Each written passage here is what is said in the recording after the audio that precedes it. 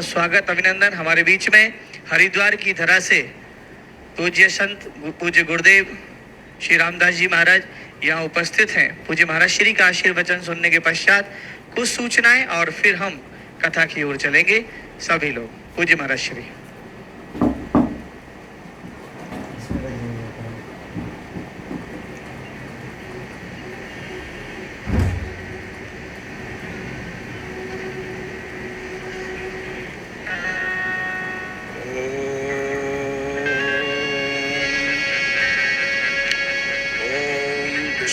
देव सवितर दुरितानि पराशुव यद्भद्रं तन्नयाशुव।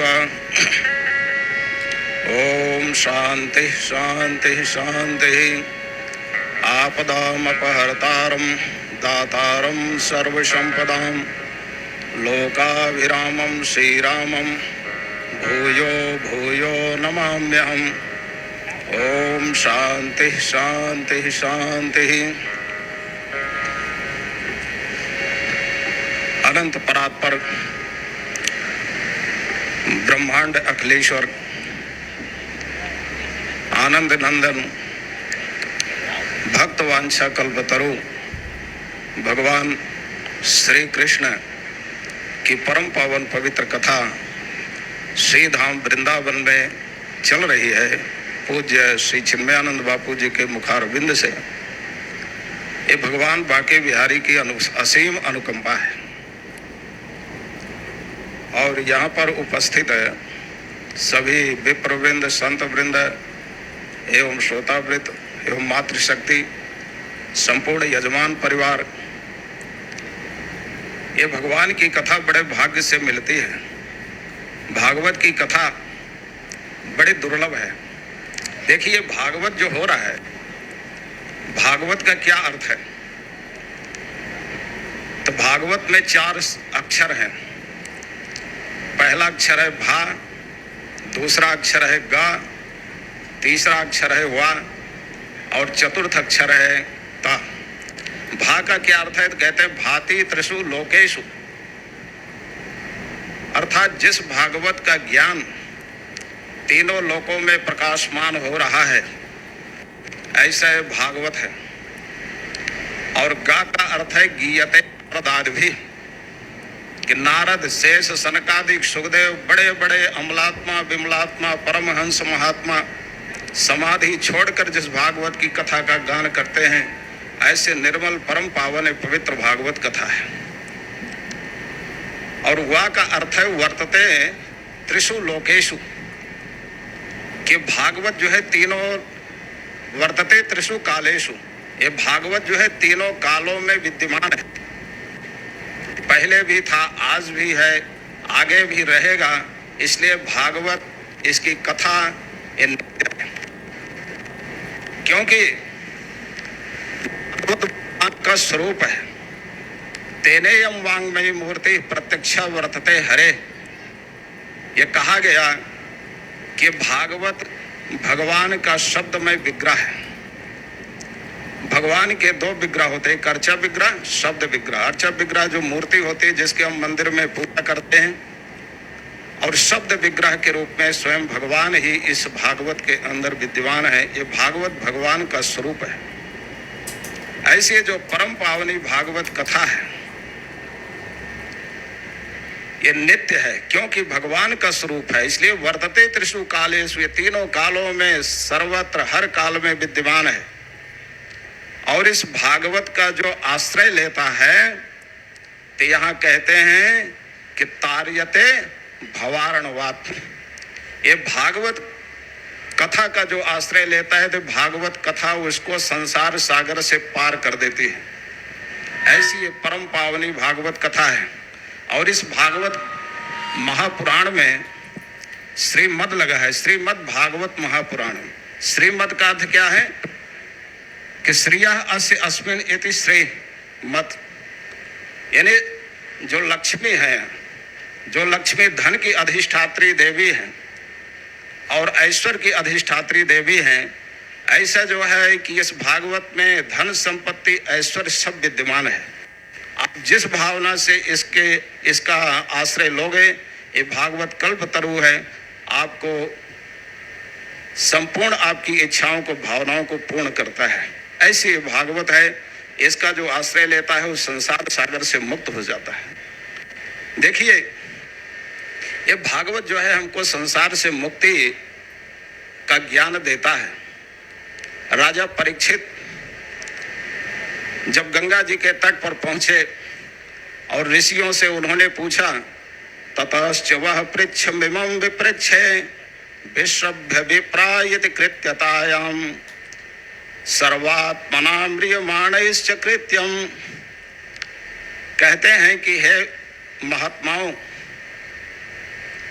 कि हम लोग, आप लोगों को पर विश्वास करके केवल 2 ही प्रश्न करते हैं कि अगर हमको मानव जीवन मिला है तो मानव जीवन प्राप्त करके हमें क्या करना चाहिए, इस मानव जीवन की हर अवस्था में हमें क्या करना चाहिए।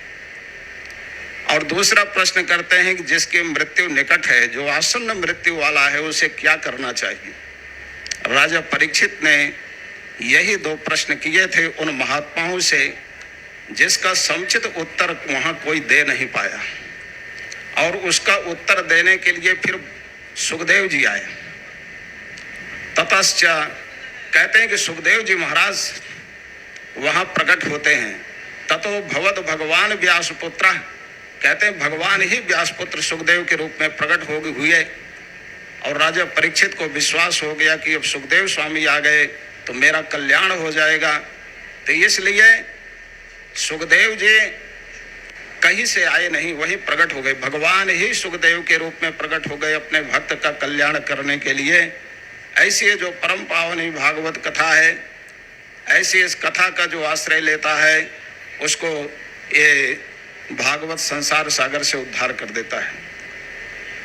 वास्तव में देखा जाए तो संसार में हम सभी लोग परीक्षित ही हैं, और सबके पीछे संसार रूपी सर्प लगे। जैसे परीक्षित को श्रृंगी ऋषि ने श्राप दिया था कि 7वें दिन तक्षक नाग डस लेगा, वैसे हम लोगों के पीछे भी ये संसार का सर्प लगा है। ये संसार को भागवत में सर्प कहा गया। और भागवत के अंत में सूत जी महाराज कहते हैं कि योगेंद्राय नमस्तस्मै शुकाय ब्रह्म रूपिणे संसार सर्प दष्टम यो विष्णुरातम अमुमुच। जब सुखदेव जी महाराज को प्रणाम किया तो कहते हैं कि संसार रूपी सर्प से डसे हुए जो राजा परीक्षित थे, जिनको भगवान सुखदेव जी ने मुक्त कर दिया, ऐसी तो संसार रूपी सर्प तो हम लोगों के पीछे भी लगा है। और 7वें दिन ही सबको संसार रूपी सर्प डसता है।